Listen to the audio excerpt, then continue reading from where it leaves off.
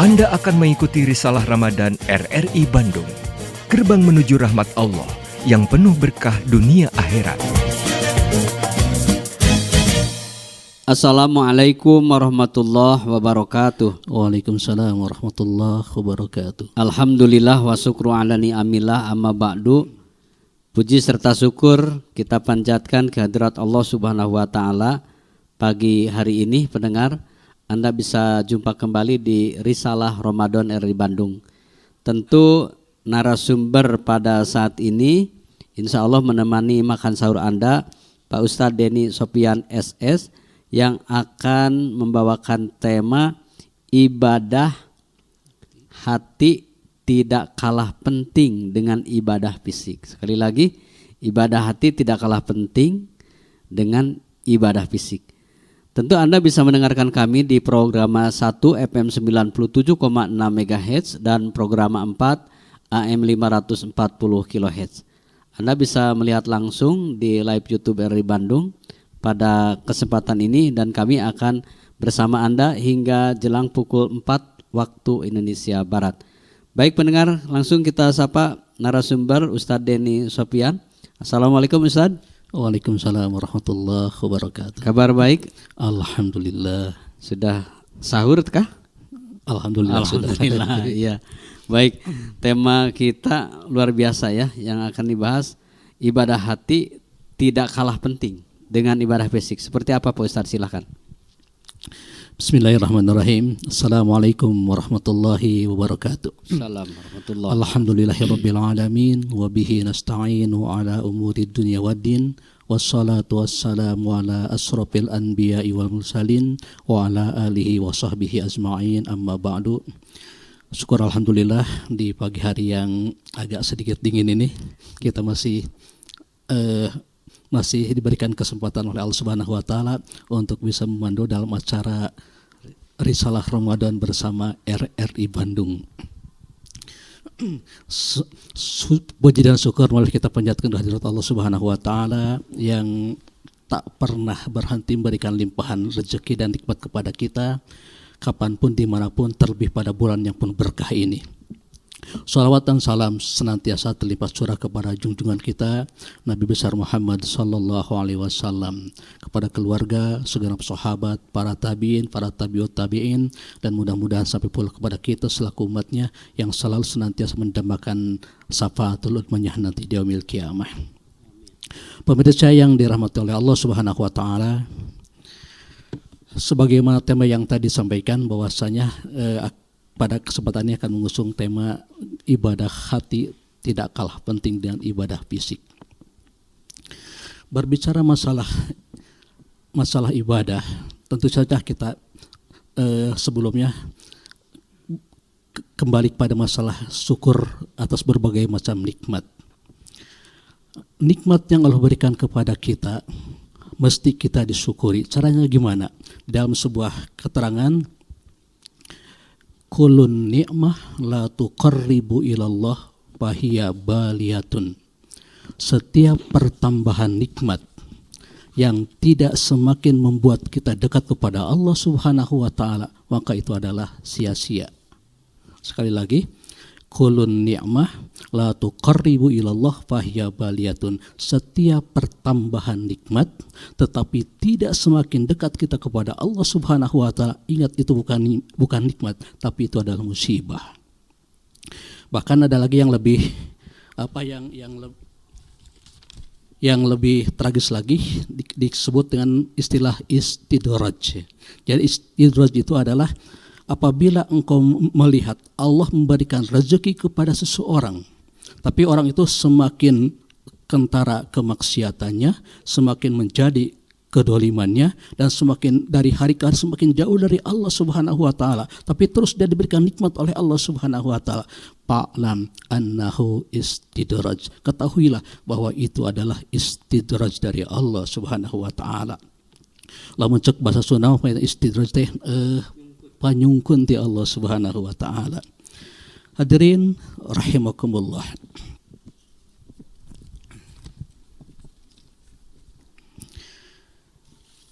ketika kita bicara masalah syukur atas berbagai macam nikmat, jadi tadi ketika Allah memberikan nikmat kepada kita, berarti harus diimbangi dengan ketaatan kita kepada Allah Subhanahu wa taala.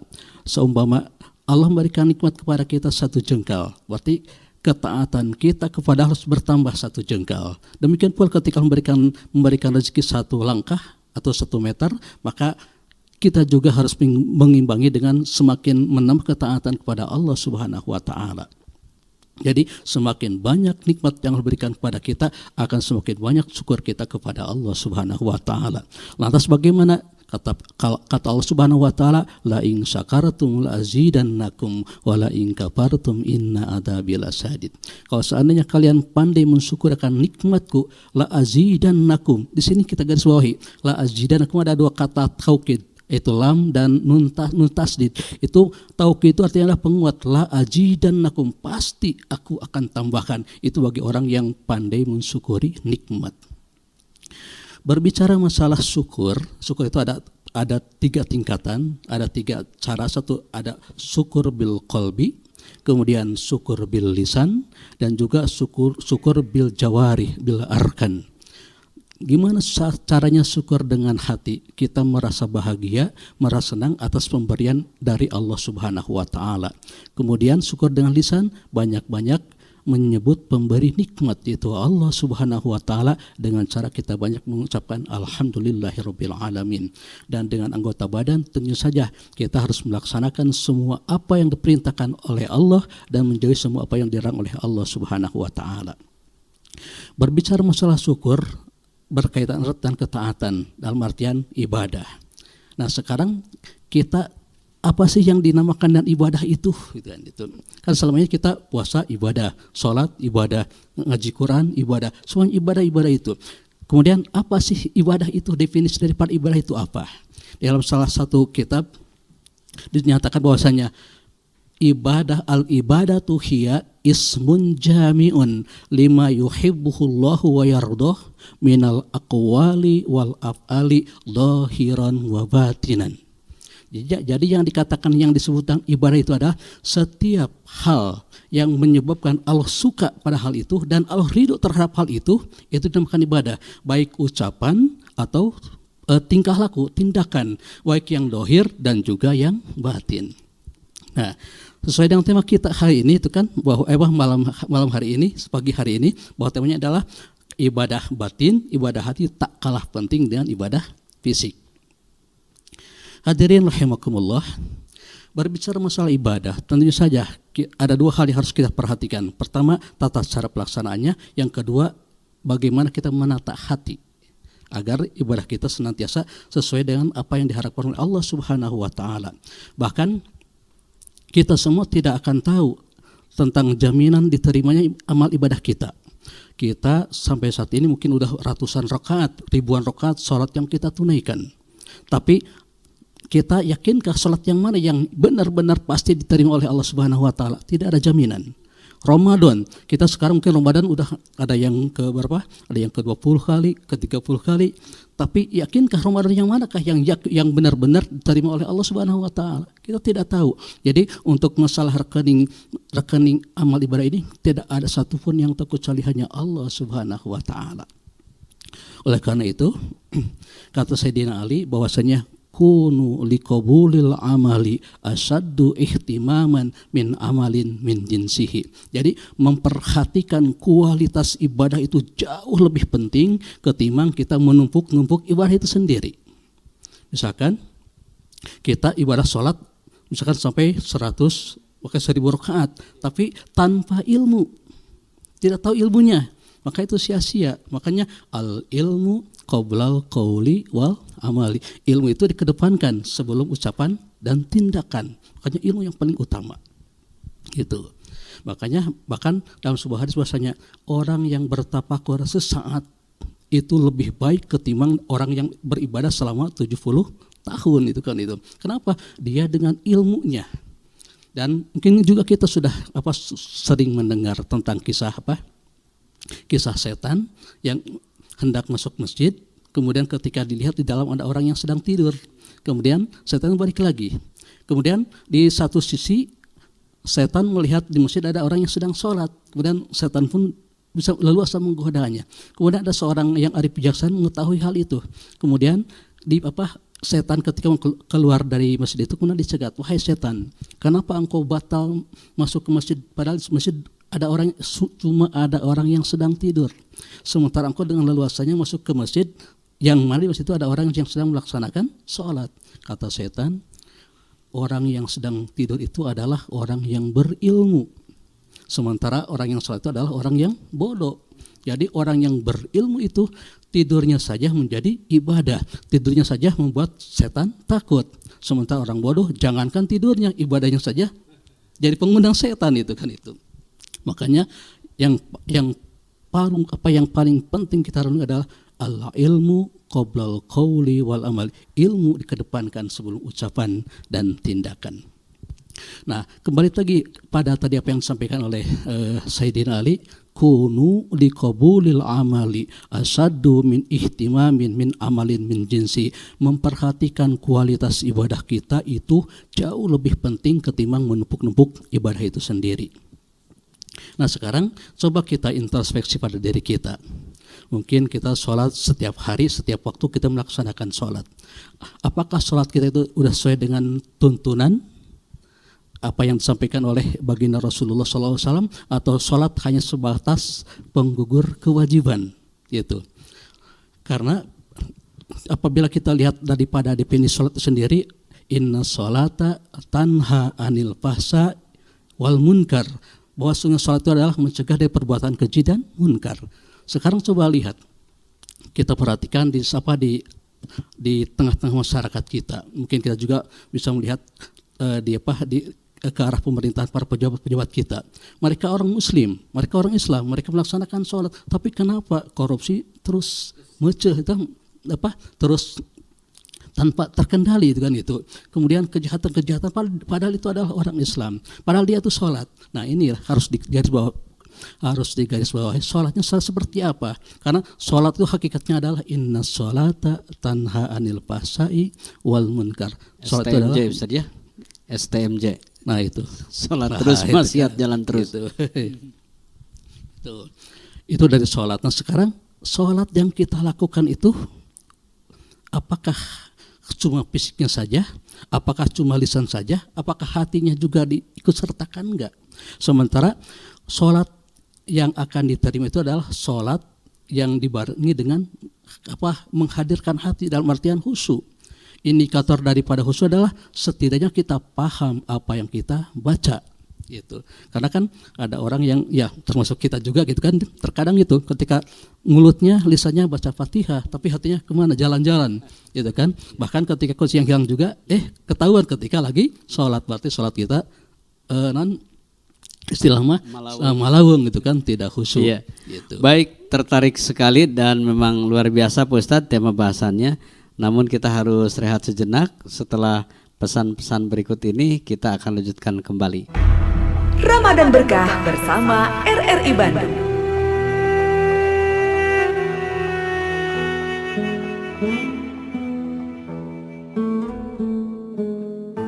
Bulan Ramadan merupakan bulan yang istimewa. Amalan pada bulan Ramadan yang dapat dilakukan selain puasa yang dapat menambah pahala, yaitu tadarus dan menghatamkan Al-Quran. Kemudian memperbanyak bersedekah. Rasulullah SAW merupakan orang yang paling dermawan di antara manusia lainnya. Beliau semakin dermawan saat berada di bulan Ramadan. Kemudian melakukan salat tarawih dan mendekatkan diri atau iktikaf.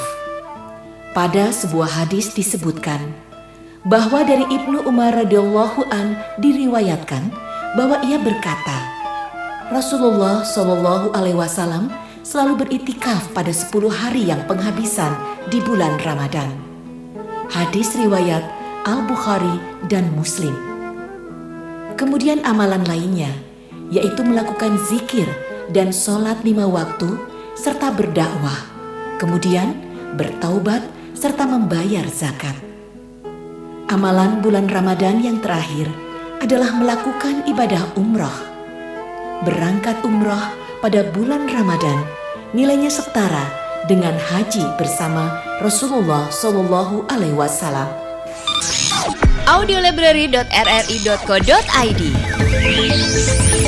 Kumpulan lagu dari berbagai genre, ragam budaya, dan kategori materi audio RRI. Klik Publish Playlist untuk tahu perkembangan musik terkini dan terupdate. Play, share, dan dengarkan lagu hits favorit kamu di sini di audiolibrary.rri.co.id. Enjoy your music.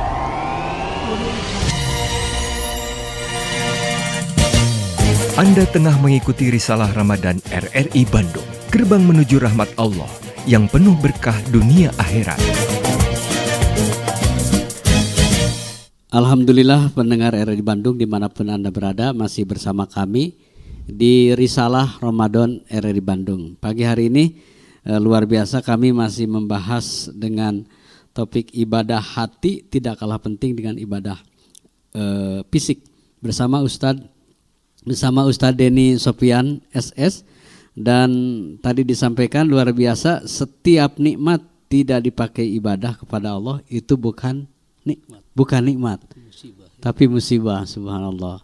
Ini Ustadz, ini sangat tertarik sekali dan luar biasa. Silakan, mungkin masih belum tuntas pembicaraan tadi, silakan. Ya, baiklah pemirsa yang dirahmati oleh Allah Subhanahu Wa Taala, kita lanjutkan lagi topik kajian kita pada pagi hari ini. Tadi kita bicara masalah sholat. Jadi sholat itu teringat pada surat ini, surah apa? Surat Fawailul lil musallin alladzina hum an sholatihim sahun. Bahwasanya Allah fawail, maka neraka wel lah bagi orang yang melaksanakan sholat. Nah ini makanya Pak Kiai Mutaradam mewanti-wanti di sini kita tidak boleh berhenti di sini. Fawailul lil musallin nggak boleh, tapi harus dilanjutkan. Jadi fawailul lil musallin alladzina hum an salatihim sahun. Kenapa tidak boleh? Karena itu suka disalahartikan oleh orang-orang yang tidak senang Islam. Itu jadikan dalil fawailul lil musallin, maka neraka oleh bagi orang salat. Iya, itu jadikan ini kamu orang Islam bukan salat, ini orang yang salat ini semua ini. Nah itu, makanya harus dilanjutkan itu kan. Itu fawailul lil musallin alladzina hum an salatihim sahun. Bagi siapa neraka itu? Bagi sholat yang seperti apa? Alladzina hum an sholatihim, yang sholatnya sahun, lalai.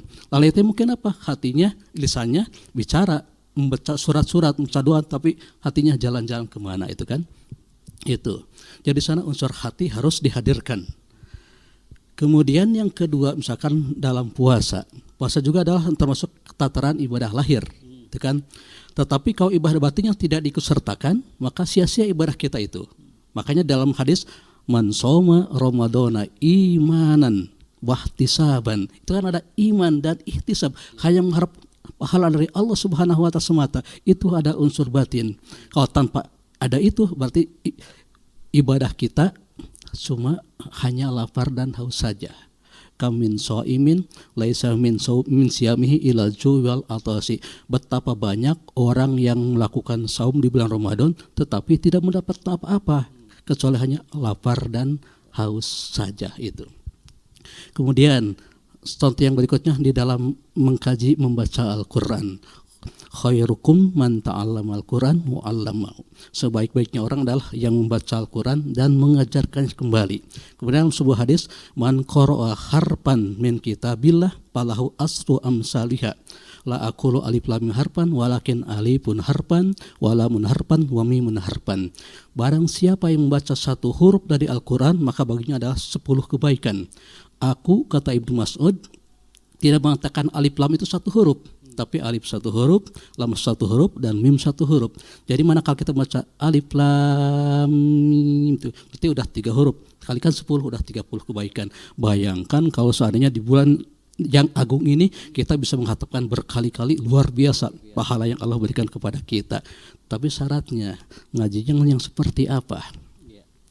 Itu kan berarti ngajinya harus memenuhi syaratnya, tajwidnya, makharijul hurufnya, kemudian sifatul hurufnya, kemudian waqwal ibtidanya harus tepat gitu. Maka teringat sebuah semacam syair, wal akhdu bit tazwidil hatmun lazimun man lam yujawwidil qur'ana asimun. Jadi barang siapa yang membaca Al-Qur'an tanpa tajwid maka itu dosanya yakin. Itu suka kalau bahasa Indonesia, wal ahdu bi tajwidil hatmun lazimun man lam yujawwidil qur'ana asimun. Ari ngajina kana ilmu tajwidna eta fardu kifayah he murid-murid. Saha jalma anu ngaji kana Quran tanpa make tajwid ora kana yakin. Jelas itu kan. Jadi ngaji tidak sembarang ngaji, tapi harus dibarengi dengan ilmu. Ilmunya apa? Tajwid, makharijul huruf, sifatul huruf, waqaf wal ibtidanya. Gitu. Jadi unsur hatinya juga, keikhlasannya juga harus senantiasa membarengi ibadah-ibadah tersebut. Kemudian salah satunya juga tentang masalah ibadah hati itu adalah bersih hati, ya, atau apa husnudon, apa berbaik sangka, gitu. Ketika Rasulullah SAW sedang ngobrol sama sahabat-sahabatnya di sebuah majelis ilmu, kemudian Rasulullah tiba-tiba sejenak, tunggu sebentar, yasla fikum rajulun min ahlil jannah, sebentar lagi akan datang seorang laki-laki ahli surga. Kemudian sahabat kaget, heran, wah ahli surga, cingkumah wajahna sehingga berseri-seri bercahaya itu kan, itu karena ahli surga. Kemudian tidak lama setelah itu datang seorang laki-laki dengan menenteng sendalnya dengan wajah jenggot basah. Kemudian duduk masuk ke tempat itu. Kemudian setelah itu tidak ada yang datang lagi. Kemudian hari berikutnya ketika Rasulullah sedang mengadakan kajian, sama Rasul tiba-tiba berhenti. Yasla fikum rajulun min ahlil jannah. Sebentar lagi akan datang seorang laki-laki ahli surga. Ternyata yang datang laki-laki itu juga, itu kan. Hari ketiga sama seperti itu. Yasla fikum rajulun min ahlil jannah. Sebentar lagi akan datang laki-laki ahli, yang datang masih itu, ternyata dia adalah tapi orang yang biasa-biasa, terjadikan kumaha itu kan itu. Ya, kemudian ada Ibnu Umar merasa penasaran, kayak Rasulullah salah pilih itu kan, ini orang biasa-biasa saja itu kan, tapi Rasul tidak mungkin berkata dusta, dan itu diucapkan 3 hari berturut-turut, 3 kali berturut-turut, jadi tidak mungkin Rasulullah salah. Kemudian salah sahabat-sahabat ini pengen tahu apa sih yang dikerjakan orang ini. Kayaknya ini mengamalkan amalan yang sangat luar biasa. Sampai-sampai Rasulullah 3 hari 3 kali berturut mengucapkan bahwa laki ini adalah ahli surga. Kemudian dia minta izin kepada laki-laki itu untuk menginap di rumahnya dengan alasan dia sedang ada masalah dengan keluarga. Padahal dia tujuannya mengintai. Apa yang dia lakukan sampai-sampai Rasulullah mengucapkan hal itu. Kemudian setelah mendapatkan izin, kemudian dia pulang bersama-sama. Kemudian setelah sampai di rumah, ini mungkin nanti ketika menjelang maghrib orang ini mungkin ke masjid, kemudian nanti keluarnya tengah malam sebentar, kemudian masuk di masjid ibadah lagi. Itu anggapan Ibnu Umar kan. Ternyata yang dilakukan salah itu kan. Ternyata dia setelah sholat maghrib, setelah sholat isya tidur, kemudian malamnya bangun sedikit, hanya terbangun tidak sholat tahajud kan, kemudian tidur lagi. Jadi padahal Ibnu Umar sana sedang mengintai kan, sedang mengawasi. Kok ini amalan tidak ada yang istimewa kan? Oh mungkin nanti hari kedua gitu. Pas menjelang hari kedua juga sama, tidak ada hal yang istimewa. Pada hari ketiga juga sama. Kemudian saya gagal. Jadi mengintai orang ini kan, kemudian dia pamitan. Wahai rajulun, wahai akhi, saya merasa gagal kesini karena tujuan saya bukan karena saya punya masalah dengan orang tua saya, tapi justru saya terheran pengen membuktikan ucapan Rasulullah bahwa engkau adalah lelaki ahli surga. Saya pengen lihat mungkin amalan apa yang kau lakukan sampai-sampai Rasulullah menyebutkan engkau 3 kali dalam 3 hari berturut-turut. Kata laki-laki itu, ya beginilah amalanku kan, sehat tidak ada yang aku sembunyikan. Seperti inilah itu, tidak ada yang istimewa. Kalau begitu saya berpamitan aja. Nah ketika berpamitan menjelaskan, wahai akhi, kata lelaki itu kan, sebetulnya amalan saya seperti ini adanya. Tapi ada hal yang perlu engkau ketahui, bahwa setiap aku tidur, aku tidak menyimpan dendam, tidak menyimpan dengki, tidak menyimpan iri hati. Semua yang menyakiti aku, semuanya aku maafkan. Itu. Ini yang dilakukan oleh laki-laki ini. Ibadahnya ibadah fisik, ibadah batin. Ibadahnya batin, memaafkan orang, kemudian menghilangkan iri dengki dan sesama, itu dihilangkan. Nah, orang yang seperti ini hatinya bersih tanpa ada satupun iri dengki dalam terhadap sesamanya, maka Allah jamin baginya menjadi seorang laki-laki ahli surga. Luar biasa ya Pak Ustadz. Ternyata memang ini amalan hati itu jauh lebih penting daripada fisik kita, penampilan kita. Tentu saja, ini luar biasa pendengar dimanapun Anda berada. Memang harus berhati-hati ketika kita beramal atau berbuat. Baik Pak Ustadz, mungkin ini kalau kita tarik dari apa yang dibahas Pak Ustadz, kesimpulan dari apa yang disampaikan. Ya, jadi kesimpulan yang dari tema ini adalah bahwasanya kita jangan sekali-kali mengabaikan hati kita, jangan mengabaikan ibadah hati kita. Karena ketika kita melaksanakan ibadah fisik, di sana juga ibadah hati senantiasa berjalan. Jadi kita tidak hanya memberi makan fisik aja, tapi hati juga harus diberi makan. Salah satunya apa? Dengan ikhlas, ridho, husnudon, kemudian bersih hati dan sebagainya. Itu hal yang sangat penting sekali untuk kita lakukan, terlebih di bulan yang penuh berkah ini. Dan semoga bulan yang penuh berkah ini kita senantiasa diberikan kekuatan oleh Allah Subhanahu wa taala dalam rangka tazkiyatun nafs, membersihkan hati kita. Karena ibadah hati itu luar biasa, jauh lebih penting daripada ibadah fisik. Baik, terima kasih Pak Ustadz sudah berbagi ilmu di pagi hari ini, menemani pendengar makan sahur. Tentu mudah-mudahan lebih berkah karena setiap pagi pendengar kami RRI Bandung dengan 2 programa sekaligus menyajikan risalah Ramadan yang Anda simak dari pukul 3.30 sampai pukul 4 waktu Indonesia Barat. Dengan narasumber-narasumber yang berbeda dengan tema yang sangat menarik, bisa Anda ikuti sampai akhir Ramadan. Tentu saja sampai akhir Ramadan kami hadir ke ruang dengar Anda. Dan pagi hari ini luar biasa kita sudah mendapatkan ilmu dari Pak Ustadz Denny Sopian SS. Tentu mudah-mudahan berkah Pak Ustadz ya. Amin amin. Dan nanti Pak Ustadz lebaran di mana rencana? Iya kalau beres Ramadan ya. Kayak yang pulang kampung aja, insya Allah itu. Pulang kampung ya. Baik. Harus ke Cidatar. Ke Cidatar ya. Ya dan alhamdulillah mungkin kita lihat di Ramadan ini nanti setelah beres Ramadan juga kita sudah dilonggarkan bisa mudik Ustaz ya. Mudah-mudahan insya Allah dan dilancarkan segala-galanya. Amin ya robbal alamin. Dan ini sudah lama sekali kita merindukan mudik ya. Betul, tapi udah 2 tahun ya. 2 tahun. Tentu pendengar, bagi Anda yang mungkin nanti di akhir Ramadan ini bisa Anda mudik dengan mempersiapkan protokol kesehatan tetap, karena pada prinsipnya COVID itu belum berakhir, masih ada ya Ustadz ya. Dan mudah-mudahan Anda berhati-hati di jalan, dan tentu saja walaupun memang Ramadan masih jauh Ustadz ya, masih jauh sebenarnya, hanya kita siap-siap aja. Pendengar RRI Bandung dimanapun Anda berada, terima kasih kebersamaannya di pagi hari ini. Insya Allah kami berjumpa kembali di kesempatan lain dengan tema yang berbeda, dengan narasumber yang berbeda. Mewakili kerabat kerja yang bertugas pagi hari ini, saya Casmita Solihin pamit undur diri. Subhanaka Allahumma wa bihamdik, asyhadu alla ilaha illa anta, astaghfiruka wa atubu ilaik. Wassalamualaikum warahmatullahi wabarakatuh.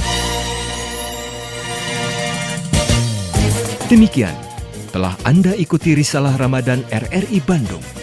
Nantikan acara kami selanjutnya.